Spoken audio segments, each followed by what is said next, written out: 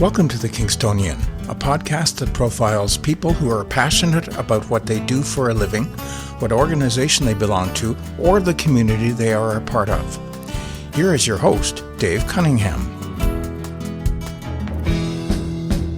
Thank you, Steve. Hello there and welcome. Our guest in this episode is celebrating a milestone birthday in January of 2022. He's been on the podcast before, but I thought it would be interesting to check back in and see what he's been doing and what he has planned going forward.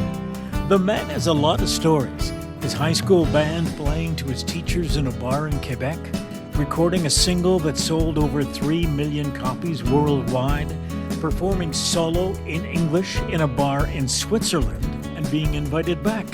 Still making music, still moving forward, planning his next project. Here is our conversation with Cliff Edwards. Cliff, welcome back to the podcast. Thank you, Dave. Good to see you. It's been a while since you and I sat down, and I thought it would be useful to do so because there are a lot of things that have happened since our last conversation, some changes with you and some changes generally, and that's where I'd like to start. Okay. I've talked to several different musicians around town, and one of the things that interests me is during the pandemic. So we're still effectively in the pandemic, although it's loosened up a bit. Let's go back to the beginning of the pandemic, and here you are, a guy who has spent his whole life performing, and no, you can't do that anymore while the pandemic is on. What does that do to you? It's interesting. I thought about this recently, and more so now since it's opened up a little, as you just said. When it first hit, I figured, nothing's going to be happening, and so I better just lay back a little and just, go with it. And however, the problem is that I'm a guy who likes to keep pushing for things and keep finding out what's going on. So I ended up trying to push forward in terms of doing shows, doing concerts, doing whatever in music that I could, thinking there's going to be a future here, and I want to be a part of what the future is, rather than getting myself into a situation where I'm not doing anything. Now I'm getting frustrated. I don't know what I'm going to do. And so you kind of get down. And so to avoid that, I try to somehow continue to move towards the future all the time. I do shows on the Island Star. So I was talking to Hugh McKenzie, are you going to do any shows this year? Are you planning? And no, we can't. Well, okay, let me know if there is going to be some, And the same thing at the waterfront concerts, in Gananoque at Joel Stone Park, asking the town what the plan is. Are we going to do any? So I'm constantly pushing at the same time, trying to write, trying to sort of quietly go into myself and sort of write songs if I can. And I'm in the middle of writing a book and sort of taking other courses to keep myself on top of things. Always pushing forward, trying to do something, When you talk about contacting Hugh McKenzie, who runs all the ships out of the island dock, and you talk about talking to the town of Gananoque about potential concerts, I would imagine some of that is looking for a source of income for you, but I'm also thinking that there is a need there that you want to get up and perform. Yeah, it's never been about the income necessarily. Of course, I am concerned that I make some money. Don't get me wrong. I'm not that crazy, but it's about your brain moving. It's about your body moving. It's about you thinking about creating, basically. And I need to somehow find a reason to do things. I need to somehow create something to push something forward. Otherwise, I could find myself getting down to the point of, am I ever going to be able to do this again? Mm-hmm. And that scares me more than anything. Am I ever going to be able to do this again? Oh, no, So I'm fortunate and grateful, but it's my nature, to look to the future. Let's talk a little bit about the writing. So I would assume that during the initial stages of the pandemic that you were writing because you couldn't get out and perform. Right. So having performed or written music for a long time, at this particular point in your life, who is the audience that you're writing for? Me. Mm-hmm. Yeah, it's me. I don't really know at this point in my life where there's an audience for what I do, really. I mean, I know about the shows I do that are sort of show kind of cover material. My own material, it's hard to say. And I am not in a solo performer, songwriter competitive market. It's not really what I'm doing. I'm not pushing to try and push my songs forward and all that. I sort of have pulled back on that, and I'm just doing it to create. So the joy of going into a recording studio with musicians again and creating the song the way I hear it and it coming out the way I'd like it. And when we mix it and I like it and it's fine, and if I play it for other people, they like it, and I pass it off to some friends and everything, that's really about it. And when I perform live, I have some CDs for sale, and so if I do my own music and they're interested enough to want to buy one, that's really about it. I'm not really in the business anymore of pushing to the point of trying to create to the point of being competitive with other writers, As we came out of the pandemic, you started doing something, and there's one particular area that I found really interesting, and I'd like to explore it just a little bit, and that's the porch concerts. And this was sort of unique in my mind. I know it's happened in other places, but how did this all come about, and how did you go about getting the porches to play on? Well, interesting you should say that. During the pandemic, nobody could come to hear music or see music. So my thought was, well, I'm going to bring the music to them. So we're going to bring music to people who want to hear music and can't go anywhere. So what I thought was the best thing to do. Gananoque is wonderful in that it's full of beautiful homes with beautiful porches on many, many streets, which are all walkable, It's a downtown area that really is downtown in a small town idea. So what I did was I drove around and I looked for porches that would suit what I was trying to do. And then I would go up to the person who owned the house and say, I've got an idea here. I'd like to do a porch concert. And they'd look at me, what are you talking about? Who are you? Yeah, what are you doing? I said, well, and it's usually in the middle of the street, in the middle of the block, so that the whole street could hear. So I said, this is what I'd like to do. I'd like to play a porch thing here. It's no cost to you if you allow me your porch. And then I would give out flyers to every house on that street, tell them the time of the show and what we were doing. And so this past summer, we called it Porch Jam, and I got some funding from a service club, from the Rotary Club, who were interested in that kind of thing. I thought, that's a nice idea, So we'll give you some money to do that. And there wasn't a lot of money. It was enough money, so I would pay the people enough money as I had. And we did 8 porches. And all the people would come out in front of their house on lawn chairs and could hear the music all the way down both sides of the street. And then they would be at different places, in different streets. And so everybody came, and they were appreciative of the music coming to them as opposed to them having to go anywhere. And that really was the idea. And then at the end of it all, somebody said, Cliff, you've got to do this again, but you got to do it at 3 different times, because I was doing them all at 2:00 in the afternoon on a Saturday and a Sunday over 2 weekends. They said, if you do it at 1:30, 1, 3, and 4 or whatever, we could walk to all 3 concerts. And I said, really? He said, yeah, we would like to do that. We would like to hear the music in all 3 places with all 3 different acts. I said, okay. So I thought about that. I thought that's a great idea.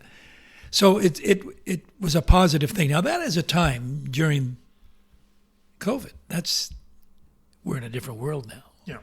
People go to hear music now. So whether that will happen again, I hope so, but I'm not sure. It has its own little thing. Porch Jam kind of people are looking forward to hearing that again. So that's how it came about. As long as the weather cooperates. That's the other thing. Yes, the other thing. You got to hope that the weather's going to be fine. Let's stay with producing shows, because I know that's something that you do a lot of.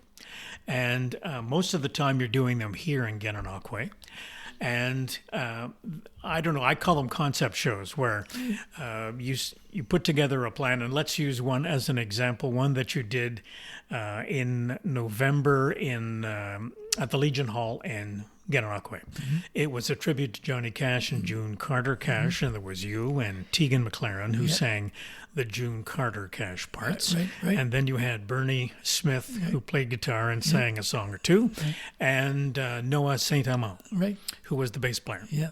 And this is the big stand-up bass as opposed to the electric bass. So I happened to be at that particular show. It was a great show. And you go back and you look at the music of Johnny Cash. So it's very simple, very straightforward. The lyrics are lyrics typically that most can identify with and can understand. And yet, decades later, this stuff is still popular. I guess simplicity, you said it, lyrically, messages, simple music, things that people can remember. And he's an iconic figure. You know, it's interesting. He has that great voice, as you know. And his persona and his whole musical career was worldwide. And the moment you start to sing I Walk the Line, you don't have to sing it. You just have to play the first 8 bars of the intro, and everybody knows what that is. And I play a place in Switzerland, and the people who go to this bar in Switzerland don't necessarily have a complete understanding of English. They speak Swiss German or Italian or French. The moment I started to walk the line, they're yelling at me, "I walk the line, Johnny Cash, Johnny Cash." So it's music transcends generations. Some music. His is that kind of music. When you put together these kinds of shows, and every winter you have a series of shows that you put on at the Fire Hall Theatre in Gananoque, and the shows have themes. So it's either the music of John Denver or James Taylor or Linda Ronstadt, and there's a cross-section of different performers. I'm curious to know how you go about deciding whose music you're going to play. Well, first of all, it's a two-pronged effort, actually. And the first idea is to how could I partner two people who don't ordinarily sing together, but who are in the same musical genre.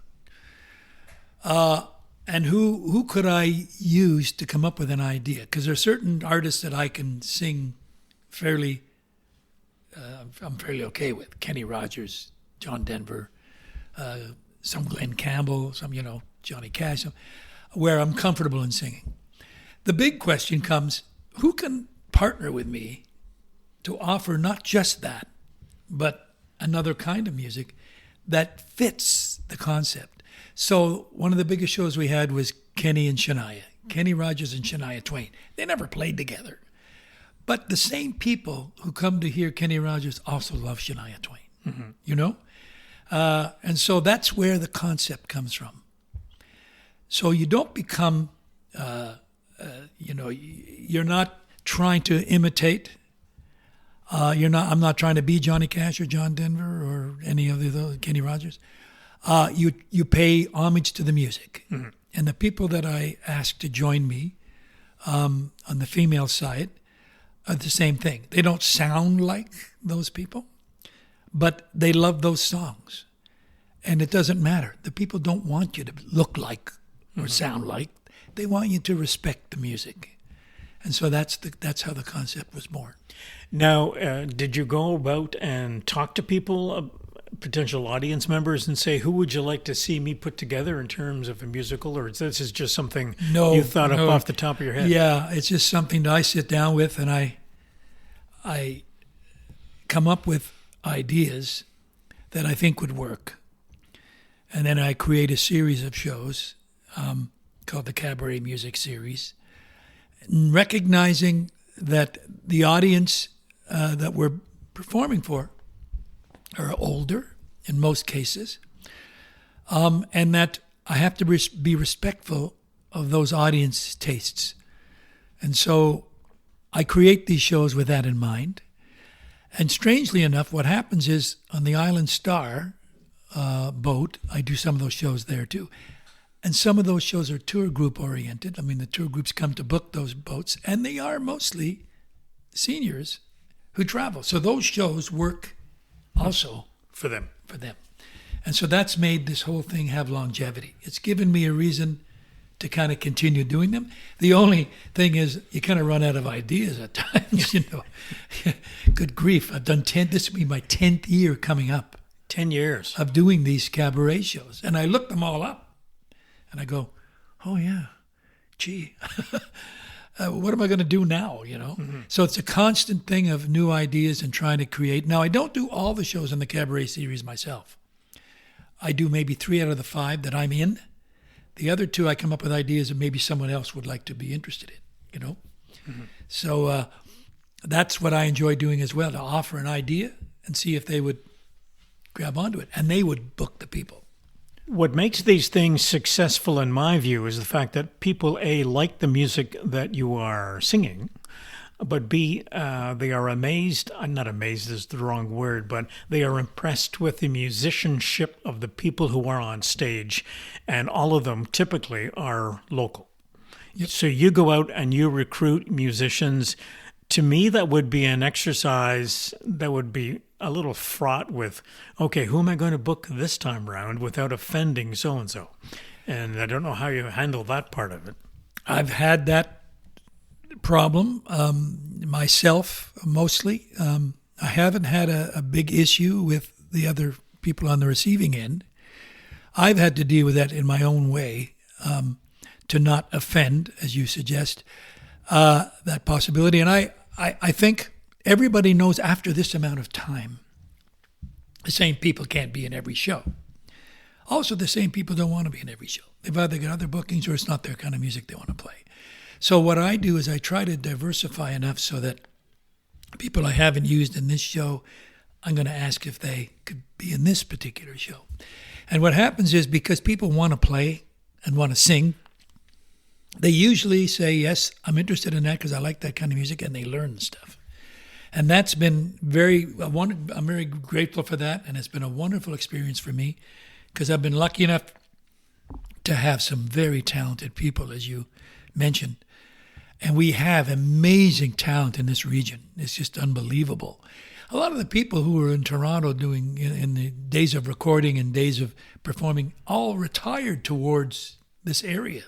And so they still want to play, and they're still talented. And so you find them out and you go, wow, we're going to ask you if you want to play. And so you get some great players who just want to play the music. And this is an opportunity to do it. And like I said, I'm impressed with the people that do get up on stage and perform. And sometimes it's a surprise that there are so many different people who can get up there and play tunes. Like if we go back to that Johnny Cash show for a moment and talk about Bernie Smith. Yes. So here's a guy who, it looks very effortless for him to play the guitar. Mm-hmm.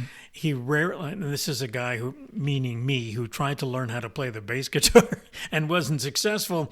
But I'm looking at this guy, he's not even looking at where he's playing. He knows where his fingers have to go and plays the songs, and it comes out great. Yeah. And I guess I'm impressed with the fact that a group of you would take the time to rehearse something that was as tight as that particular show was. And all the shows are in that same sort of vein where it's not just getting the songs out there, it's making sure you put on a good show. Well, the combination, the key, I think, is everybody wants to play. So they, on their own time, can learn the tunes, because I send them a show set list in advance, way in advance of what we're doing live. So they can get a handle on the music long before we get to the rehearsal stage. And so I'm fortunate that they're so capable and so talented they can learn this stuff with no effort. And then a guy like Bernie has been playing most of his life like I have. And I think he doesn't get the opportunity to play that kind of thing now as much as he was. Mm-hmm. And so this gives him an opportunity to play some music that he listened to and maybe played some of. And so it's so natural to him. All of a sudden, it all comes back, Mm-hmm. And he sounds like it, and he plays like it. However, Bernie is in a genre that he's really comfortable in, rockabilly and country and some original stuff and some rock, rock and roll. Yeah. And then you might not move him into something else. that might not be his wheelhouse. Not comfortable. Yeah, so it's difficult. But the good thing is, the more I do these shows at other places, the tighter we become. Mm-hmm. And that's the one big disadvantage, is that I end up doing one show of something, and then where do I go with it next? Because I've been starting it at the Cabaret Series and finishing it there. So there's some talk now about doing some of these shows to some people who have never seen any of them. Yeah. In other small towns. Yeah. Like, Smith Falls has a theater, Trenton has a theater, Athens has a theater. So we're talking about that now, and maybe even resurrecting some of the shows that they never had the chance to see because they never came to Gananoque, And Massey Hall's just been renovated. Yeah, right. Mr. Lightfoot is opening that place. I know. You mentioned before playing this kind of music all your life, and let's talk a little bit about that. So I'm doing a little bit of research, and I'm going back to stories that I've read about you performing either solo or in bands or in groups or whatever. And I want to take you back to high school. And a story that I read that you wrote, and we'll get to the memoir in a sec, but the business of starting off playing music while you're in high school, and you've got a band, and I think you were the lead singer at the time, and you're playing in a club, and they kicked you out of the club. Mm-hmm. Tell that story. Well, I was in high school, grade 10 at the time, I think, and I started to, I became a fan of music through my father originally. And I was listening to the radio. At that time, country music was moving into rock and roll in the late 50s, in the mid 50s. And I loved it. I mean, I was listening to Elvis Presley. I was listening to, Chuck Berry and stuff. So a band had formed in high school and asked me if I could sing. So I said, yeah, I'd love to. So it was called the Stratocats.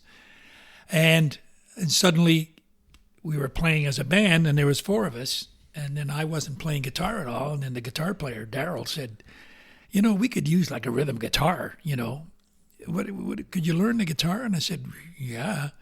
So I bought a book of chords, and he lent me his Gibson J45, and I started thrashing out the chords every day in my room in the house, And so finally I could play rhythm guitar in the band. So we were playing high school jobs all over the place. Then there was a club, a bar, in a place called St. Eustache, where I was living at the time, asked us to play on the weekends. So we were all 16, 17 maybe, 16.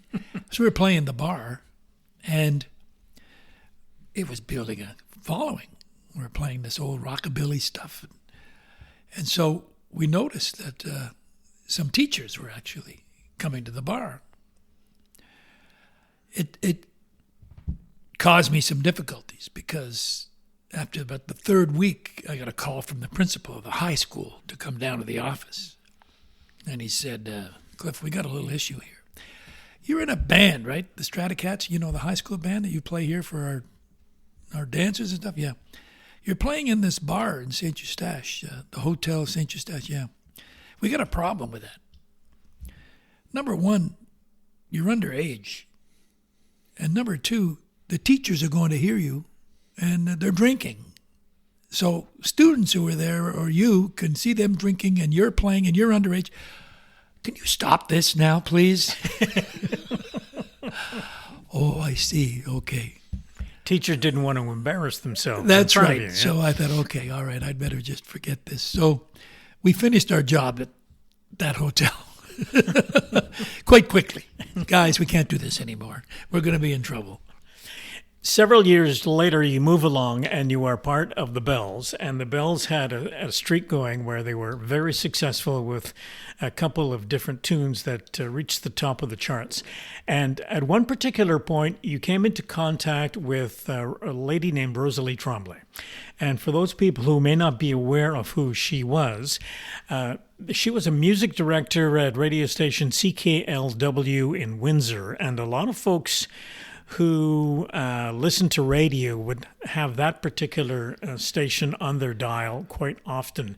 She picked the music, and she was also well known for picking hits. And the reason I mention all of this is because there is a connection with you, but it's also, as we record this particular episode, we heard last night that she had passed away at the age of 82. So tell us the story of you coming into contact with Rosalie. In the earlier part of our career, we were a nightclub act, and then we got the opportunity to record. So we recorded 4 songs at Andre Perry's basement studio in Montreal, and brought it to the record company Polydor at that time, which had just opened up offices in North America, New York, Montreal. And we brought the tape to them, and they signed us and said, wow, we don't have any Canadian music. It was just as Canadian content was coming in. So the first single they released was Fly Little White Dove Fly. And we went across the country promoting it from one end of the country to the other. So we finally found ourselves with a top 10 record in Canada, written by Martin Butler, another Montreal writer, singer-songwriter. And so we were really running on that. Suddenly we became a recording act. And we were hired at a nightclub in Windsor called the Top Hat. In January 1971, there was a blizzard, which is not unusual in this country in 1971 in January. There's always a blizzard. And so we were playing, and nobody came except a full table of people from CKLW. And Rosalie Tremblay and her boss, Alden Deal, was the manager of the station at that time, and some promotion people were there. So I sat down with them, with our manager, Kevin Hunter, who was at our show too, after we did a short show, and then we sat down with the table. And Rosalie said, Cliff, we've really done all we can with Fly Little White Dove Fly. I think it's run its course. You know, it's been a hit. It's gone up to the top 10 in Canada, and it's just been released in the States, but it's not going to be. So what's going to be the next single? I said, I have no idea. She said, you mean the record company hasn't thought of it? No. He said, well, it's funny you should say that, because, Cliff, before this show, I listened to the album last night before coming. And she says, I got a thought about that. So I said, well, what's that? She says, the song Stay Awhile, I think could be a hit. I said, really? She says, yeah, I was listening to it. There's something about that song that talks to me. And if your record company would consider releasing that, we would play it. Now, CKLW was the #1 station in Canada for audience because it reached all the way to Cleveland, Detroit. It had that kind of power. It's like the Big 8, they used to call it. So all kinds of stations, people in America would listen to it, and Canada. And so I thought, whoa. Okay, so we called the record company. The record company said, Rosalie Tremblay said that they would play it if it was released as a single. Guess what our next single is going to be, Cliff? Stay a While. She went right on it and drove that record right across North America that sold over 1 million copies in the United States and Canada and about 3 million worldwide. And those were the days when radio stations didn't tend to play just any cut off of an album. Right. It had to be a single that was released. Exactly. Everybody's releasing singles with top 40 radio, right? Mm-hmm. And if you reach the top 40 in New York, WABC, CKLW, CKLG, Vancouver, Chum, Toronto, you got a hit. Yeah. And to reach that, you've got to have the kind of airplay you need to get an audience big enough to warrant that kind of thing. And then the sales start, right? 45s, you know? Mm-hmm. And so she was a hit maker. And now, of course, there's all kinds, since her passing, all kinds of people have been writing in, have said things about the fact that she picked their song. Mm-hmm. I think Randy Bachman talked about These Eyes on radio. Bob Seger mentioned the fact that he wrote a song about her because he had picked a couple of his hits. So she had the ears. Mm-hmm. She could hear a hit, pick a hit, and with the biggest radio station in the country, of course, you'd say if she was going to go on it, your chances of getting there are pretty good. Mm-hmm. She never went on the air as an announcer. She was just the music director. Music director. Picked all the music.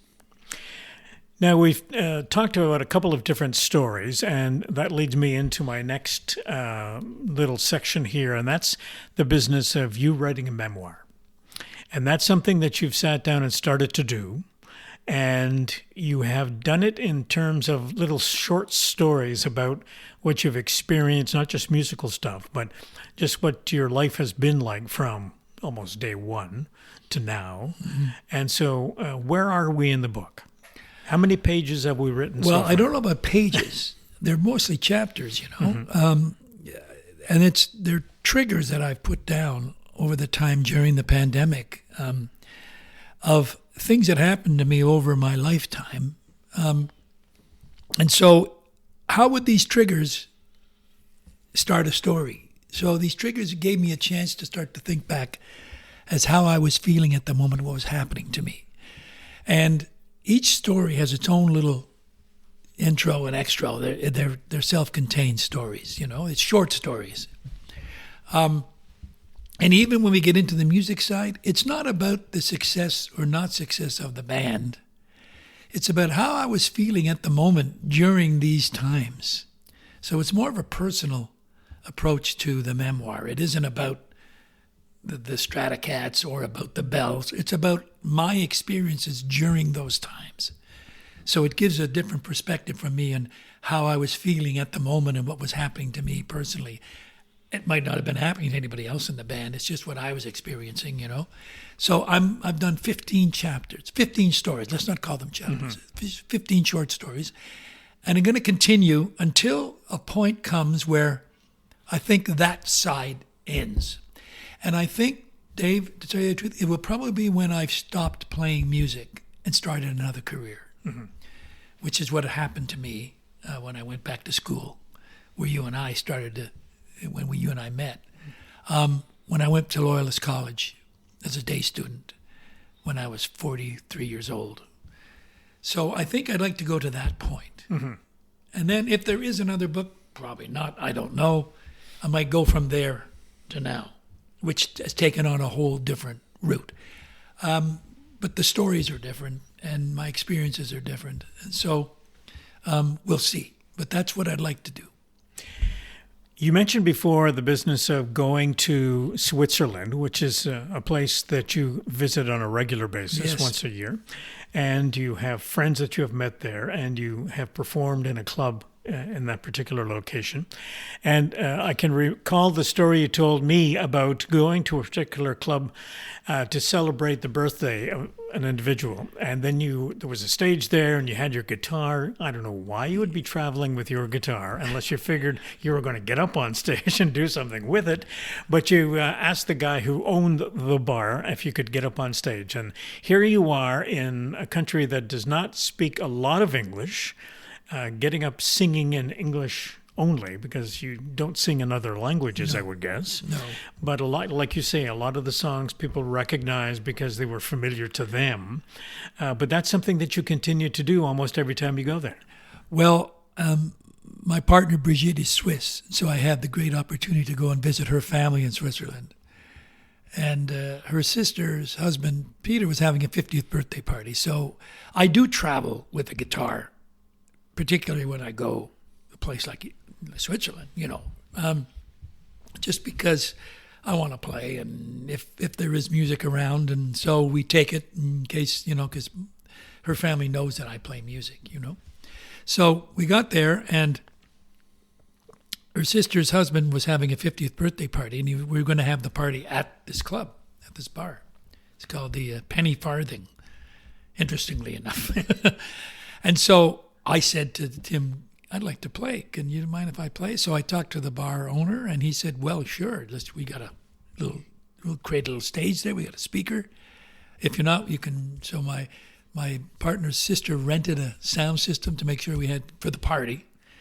And then I got up and played a couple of sets. My music, mm-hmm. some Johnny Cash, some whatever. And found that a lot of people who were there were interested hearing Canadian music.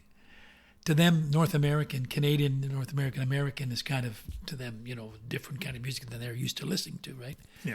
So I played some Johnny Cash, I played some Kenny Rogers, I played my own things, some couple of bells, I played stuff. So they really seemed to enjoy it. And the owner, the manager of the bar and the owner were there and said, wow, this is really good. People really like this, and would you consider coming back? So on my next trip, they had sent me an email saying, when are you coming? We'd like to have you at the bar again. So I said, really? So they had a sound system by then. So I'd show up, and I'd get the bar, and they would tell everybody, and they'd have a big video screen with my face on it. Cliff Edwards from Canada is coming back to play, and they'd fill the bar. And I'd play, and there's two things about this that really, one is the Johnny Cash thing we talked about. The moment I go into I Walk the Line, everybody knows what that is. And the Folsom Prison Blues, they're the two big songs that were big in Europe, everywhere. Mm-hmm. And then the other thing is, I usually end up with Country Roads. And I'm singing, and it was so warm outside, everybody was outside on picnic tables having drinks. And there was very few people in the bar. And I'm singing Country Roads to nobody. So usually as part of it, I say to the audience, okay, your turn to sing, right? So I stopped playing, and there's like 5 people singing. So I said, oh, well, okay. So finally, a guy comes running in. He says, Cliff, everybody's singing it. We're all outside. The windows in the bar are open. We can hear every word. So don't think nobody's singing it. And what's interesting, everybody knows that song. Mm-hmm. It's like, it doesn't matter what language you speak. They know that song. They know the lyrics. And that's the beauty of music and how it transcends every nationality. One little story to end up with, and that's a song that you guys made famous. And the connection with Europe has sort of blossomed into something completely different that you were probably not expecting. And that's a record producer in Italy coming to you and saying, I like that song. Can we play with that a little bit and maybe write another verse and release it as a single? So that's an interesting story. Yeah, it's these are things that you could never expect something like this happening. No. And my partner's son, who is a head chef, has a friend who is a recording producer, engineer, Filippo. He has a studio in Milan, in Italy, but he works in Switzerland and St. Moritz as well.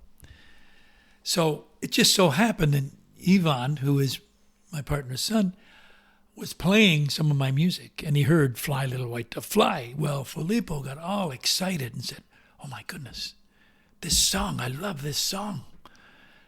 Cliff, can we do something? So we had a video phone call, and he explained what he wanted to do. He said, Cliff, this could be a big hit again. We haven't heard it here, but it could be a big hit. In Italy, I'd like to produce it. What do you think? I said, well, yeah, it'd be fun. He said, we need another verse. So I thrashed out another verse that made it a little more reflective of today's world, mm-hmm. as opposed to 1970. Some of the things are exactly the same, as we both know. That's a whole different discussion. So I put another verse and contacted the publishing company, who's contacting the writers. And so far, I haven't had any negative issues around that.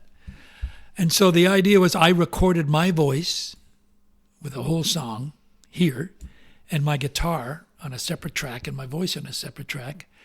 And I did a last verse. I did the whole thing plus the last verse. And I spoke the last verse as well as sang the last verse. So in case there might be an interesting thing of speaking it instead of singing it, who knows. So sent it over there. And so what they're going to do is they're going to add instrumentation to it in Milan.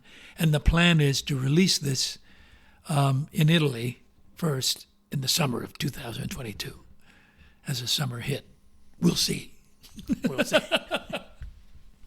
That would be something interesting, wouldn't it? It would be. Yeah. Just for a song to have a rebirth or a revival. And now, was it ever released in Europe? No. It was never released there, so they don't know the song at all? No.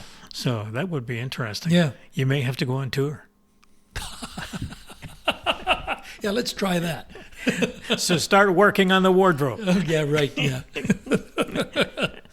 Listen, buddy, I enjoy talking to you and love the stories and keep them coming. And I know a lot of people are looking forward to hearing you play wherever you're going to be playing. And a lot more are looking forward to that memoir when it comes out and all those other stories that you tell.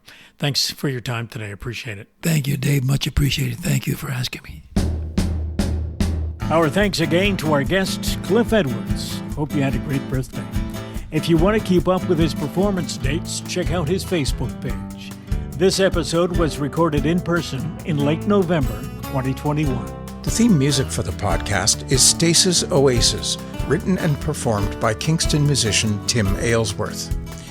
If you have any questions, comments, or suggestions about any of the episodes, please send a note to thekingstonianpodcast@gmail.com.